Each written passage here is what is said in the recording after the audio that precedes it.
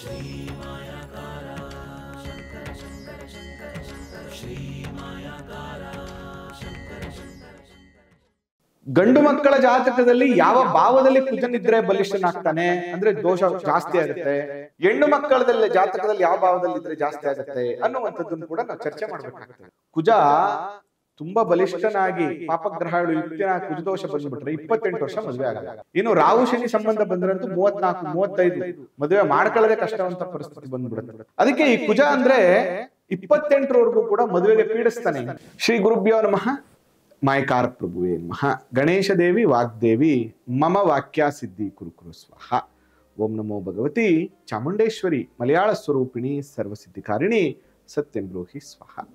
ಆರಾಧ್ಯ ದೈವನಾಗಿರುವಂತಹ ಮಲೆ ಮಾದೇಶ್ವರರನ್ನ ಮನದಲ್ಲಿ ನೆನೆಯುತ್ತಾ ವಿದ್ಯಾಗುರುಗಳ ತಂದೆ ತಾಯಿಯ ಪಾದಾರವಿಂದಗಳಿಗೆ ನಮಸ್ಕಾರವನ್ನು ಮಾಡ್ತಾ ಜಗದ್ಗುರು ಪಂಚಾಚಾರ್ಯರನ್ನ ಬಸವಾದಿ ಶರಣರನ್ನ ಮನದಲ್ಲಿ ನೆನೆಯುತ್ತಾ ನನ್ನೆಲ್ಲ ಪ್ರೀತಿಯ ಯೂಟ್ಯೂಬ್ ವಾಹಿನಿಯ ವೀಕ್ಷಕ ಬಂಧುಗಳ ಅಂತರಾತ್ಮಗಳಿಗೆ ನಿಮ್ಮ ಮೂಗೂರು ಮಧು ದೀಕ್ಷಿತ್ ಮಾಡುವಂಥ ಪರಿಪೂರ್ಣವಾದಂಥ ನಮಸ್ಕಾರಗಳು. ಇವತ್ತಿನ ಸಂಚಿಕೆಯಲ್ಲಿ ಬಹಳ ಪ್ರಮುಖವಾಗಿರುವ ಒಂದು ವಿಚಾರವನ್ನ ನಾನು ನಿಮಗೆ ತಿಳಿಸ್ಕೊಡ್ತಾ ಇದ್ದೇನೆ. ಅದೇನಪ್ಪ ಅಂದ್ರೆ ತುಂಬಾ ಜನರಿಗೆ ಈ ಕುಜದೋಷ ಅನ್ನುವಂಥದ್ದು ಒಂದು ಟೆನ್ಷನ್. ಹಾಗಾದ್ರೆ ಈ ಕುಜದೋಷ ಇರುವಂತಹ ಹೆಣ್ಣು ಮಕ್ಕಳಿಗೆ ವೈಧವ್ಯ ಬರುತ್ತಾ ಮತ್ತು ಕುಜದೋಷ ಇರುವಂತಹ ಗಂಡು ಮಕ್ಕಳಿಗೆ ಮಧ್ಯ ವಯಸ್ಸಿನಲ್ಲಿ ಅಕಾಲಿಕ ಮರಣ ಬರುತ್ತಾ, ಈ ಎಲ್ಲ ವಿಚಾರಗಳ ಬಗ್ಗೆ ಇವತ್ತಿನ ಸಂಚಿಕೆಯಲ್ಲಿ ನಾನು ಚರ್ಚೆ ಮಾಡ್ತೇನೆ. ಅದಕ್ಕಿಂತ ಮುಂಚೆ ನೀವೇನಾದ್ರೂ ಇನ್ನೂ ನಮ್ಮ ಚಾನಲ್ ಸಬ್ಸ್ಕ್ರೈಬ್ ಆಗಿಲ್ಲ, ಫಾಲೋ ಮಾಡ್ತಾ ಇಲ್ಲ ಅಂದ್ರೆ ದಯವಿಟ್ಟು ಮಾಡಿ, ಜೊತೆಗೆ ಒಂದು ಶೇರ್ ಮಾಡಿ. ನೋಡಿ, ಮೊದಲು ಕುಜದೋಷ. ಕುಜ ಅಂದ್ರೆ ಶಕ್ತಿ, ಕುಜ ಅಂದ್ರೆ ರಕ್ತ.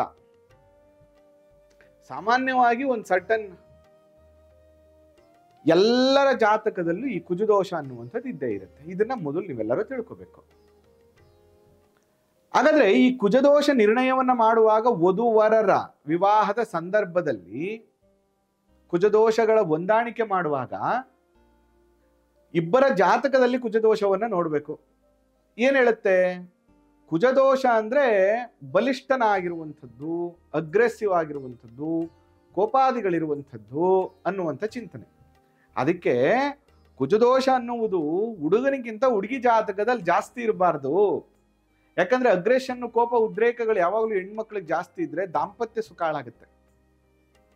ಅದೇ ಕುಜದೋಷಗಳು ಹುಡುಗನ ಜಾತಕದಲ್ಲಿ ಸ್ವಲ್ಪ ಹೆಚ್ಚಿದ್ರು ಅವನು ಹೊರಗಡೆ ಎಲ್ಲ ಕೆಲಸ ಮಾಡ್ಕೊಂಡು ಅಗ್ರೆಸಿವ್ ಆಗಿ ದುಡಿಲಿ ಅನ್ನುವಂಥ ಇಂಟೆನ್ಷನ್ ಇಂದ ಇದನ್ನ ಹೇಳಿರುವಂಥದ್ದು.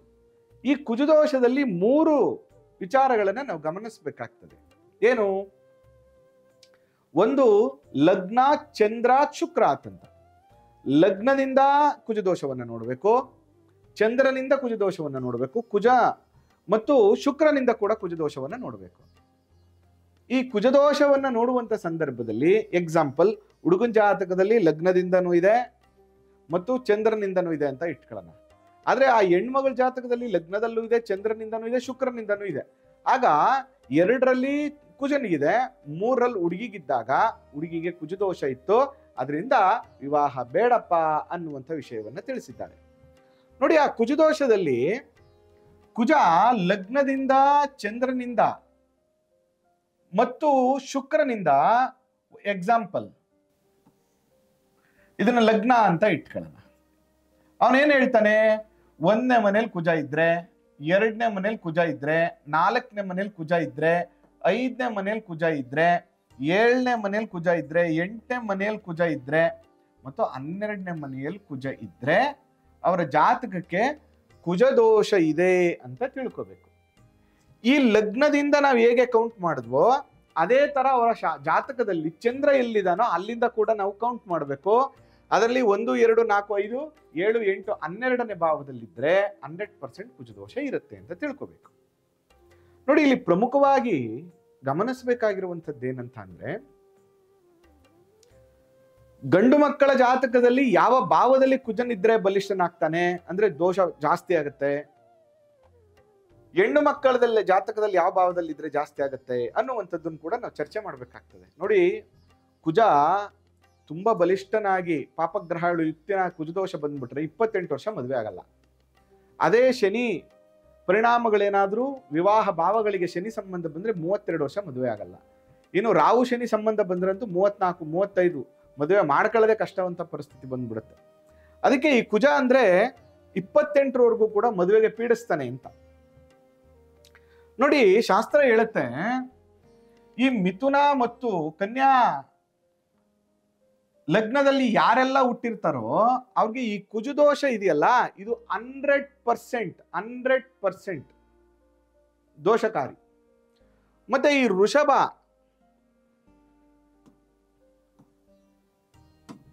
ವೃಷಭ ಮತ್ತು ತುಲಾ ರಾಶಿಯಲ್ಲಿ ಹುಟ್ಟಿರೋರು ಕೂಡ 100% ದೋಷಕಾರಿ ಇದು. ಇನ್ನು ಧನುರ್ಮೀನ ರಾಶಿಯಲ್ಲಿ ಹುಟ್ಟಿರೋರಿಗೆ 50%, ಮಕರ ಮತ್ತು ಕುಂಭ ರಾಶಿಯಲ್ಲಿ ಹುಟ್ಟಿರೋರಿಗೆ 75%, ಇನ್ನು ವೃಶ್ಚಿಕ ಮತ್ತು ಮೇಷರಾಶಿಯಲ್ಲಿ ಹುಟ್ಟಿರುವಂಥವ್ರಿಗೆ ಇದು ಕೇವಲ 25% ಮಾತ್ರ ದೋಷಕಾರಿ ಆಗಿರ್ತದೆ. ಇದನ್ನ ನಾವು ಫಸ್ಟ್ ತಿಳ್ಕೋಬೇಕು. ಈ ತರ ಇದ್ದಾಗ ಆ ದೋಷಕಾರಿ ಜಾಸ್ತಿ ಇದ್ದಾಗ ನೋಡಿ, ಇನ್ನೊಂದು ಹೇಳ್ತಾನೆ ಅವನು ಏನಂತ ಅಂದ್ರೆ, ಗಂಡು ಮಕ್ಕಳ ಜಾತಕದಲ್ಲಿ 2ನೇ ಮನೆ, 7ನೇ ಮನೆ, 8ನೇ ಮನೆಯಲ್ಲಿದ್ರೆ ವಿಪರೀತವಾದಂತಹ ದೋಷವನ್ನ ಕೊಡ್ತಾನೆ. ಅದೇ ಹೆಣ್ಣು ಮಕ್ಕಳ ಜಾತಕದಲ್ಲಿ 4ನೇ ಮನೆ, 8ನೇ ಮನೆ, 12ನೇ ಮನೆಯಲ್ಲಿದ್ರೆ ವಿಪರೀತವಾದಂತಹ ದೋಷಕಾರಿ. ಅದರಲ್ಲೂ ಕೂಡ ಈ 8ನೇ ಮನೆಯಲ್ಲಿ ಹೆಣ್ಣು ಮಕ್ಕಳಿಗೆ ಇರೋದು ಒಳ್ಳೇದಲ್ಲ. ಯಾಕಂದ್ರೆ ಇದನ್ನ ಮಾಂಗಲ್ಯ ಸ್ಥಾನ ಅಂತ ಕರಿತೀವಿ. 7, 8 ಎರಡು ಶುಭ ಅಲ್ಲ, ಬಟ್ 8ನೇ ಮನೆ ಅಷ್ಟೊಂದು ಒಳ್ಳೇದಲ್ಲ 8ನೇ ಮನೆಯಲ್ಲಿ ಕುಜ ಇದ್ರೆ. ಆಗ ನೀವೇನ್ ಮಾಡಬೇಕು, ವಿವಾಹ ಪೂರ್ವದಲ್ಲಿ ಕೆಲವು ಕುಜದೋಷಾದಿ ಪರಿಹಾರಗಳನ್ನು ಮಾಡಬೇಕು. ನೋಡಿ, ಎಕ್ಸಾಂಪಲ್ ನಿಮಗೆ ಯಾರ್ದಾದ್ರೂ ಜಾತಕದಲ್ಲಿ ಕುಜ ಶನಿ 1, 4, 7, 8, 12ನೇ ಮನೆಯಲ್ಲಿ ಇದ್ದ, ಈಗ ಎಕ್ಸಾಂಪಲ್ ಇಲ್ಲಿ ಕುಜ ಇದ್ದ, ಲಗ್ನದಲ್ಲೇ ಶನಿ ಇದ್ದ ಅಂತ ಇಟ್ಕೊಳ್ಳೋಣ. ಲಗ್ನ 12ನೇ ಮನೆಯಲ್ಲಿ ಕುಜ ಇದ್ರುವೆ, ಇದು ಕುಜದೋಷ ಇದ್ರೂ ಕೂಡ ಶನಿ 1ನೇ ಮನೆಯಲ್ಲಿ ಇರೋದ್ರಿಂದ ಈ ಕುಜದೋಷ ನಿವಾರಣೆ ಆಯ್ತು. ಇದನ್ನ ನೋಡ್ಬೇಕು ನಾವು. ಕುಜದೋಷ ಇದೆ ಅಗ್ರಿ, ಆದ್ರೆ ಕ್ಯಾನ್ಸಲೇಷನ್ ಕೂಡ ನಾವು ನೋಡ್ಬೇಕಾಗ್ತದೆ. ಶನಿ ಜಾತಕದಲ್ಲಿ 1, 4, 7, 8, 12ನೇ ಭಾವದಲ್ಲಿದ್ದರೆ ಸಂಪೂರ್ಣವಾದಂತಹ ಕುಜದೋಷಗಳು ನಿವಾರಣೆ ಆಗ್ತದೆ. ಕುಜ ಶುಭ ಗ್ರಹಗಳ ಸಂಬಂಧವನ್ನ ಹೊಂದಿದ್ರೆ ಕುಜದೋಷ ನಿವಾರಣೆ ಆಗುತ್ತೆ. ಮತ್ತೆ ಬಹಳ ವಿಶೇಷವಾಗಿ ನೋಡಿ, ಅಶ್ವಿನಿ ನಕ್ಷತ್ರದಲ್ಲಿ ಹುಟ್ಟಿರುವಂಥವ್ರು ಮೃಗಶಿರ, ಪುನರ್ವಸು, ಪುಷ್ಯ, ಆಶ್ಲೇಷ, ಉತ್ತರ, ಸ್ವಾತಿ, ಅನುರಾಧ, ಪೂರ್ವಾಷಾಢ, ಉತ್ತರಾಷಾಢ, ಶ್ರವಣ, ಉತ್ತರ ಭಾದ್ರ, ರೇವತಿ ಇಷ್ಟೂ ನಕ್ಷತ್ರಗಳಲ್ಲಿ ಹುಟ್ಟಿರುವಂಥವ್ರಿಗೆ ಲಗ್ನ ಚಂದ್ರಾತ್ ಶುಕ್ರಾತ್ ಯಾರಿಂದನಾದ್ರೂ ಕುಜದೋಷ ಬಂದಿರಲಿ, ಕುಜದೋಷ ತನಕ್ ತಾನೇ ಕ್ಯಾನ್ಸಲ್ ಆಗೋಗುತ್ತೆ. ಅದಕ್ಕೆ ಯಾವಾಗ್ಲೂ ನಾವು ಕುಜದೋಷ ಇದ್ದಾಗಿಯೂ ಕ್ಯಾನ್ಸಲ್ ಆಗಿದೆಯಾ ಅದನ್ನ ಕೂಡ ನಾವು ಪರಿಗಣನೆಗೆ ಮಾಡಬೇಕಾಗ್ತದೆ.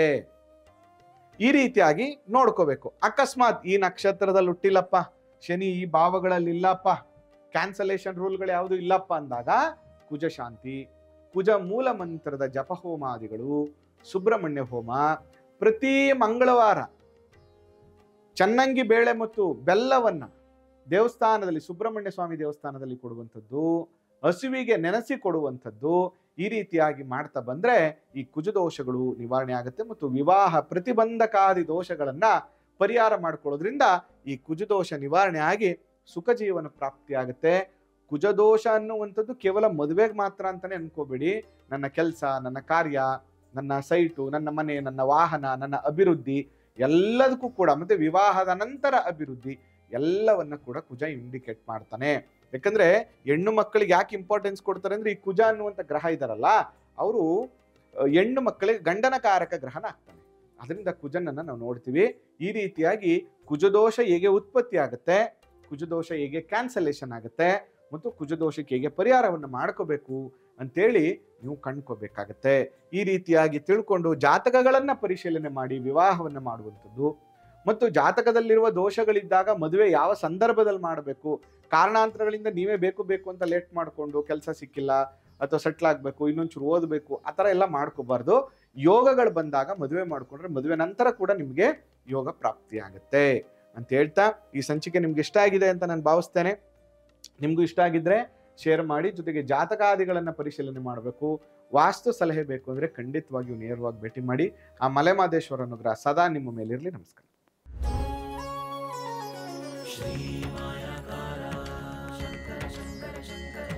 ಶ್ರೀ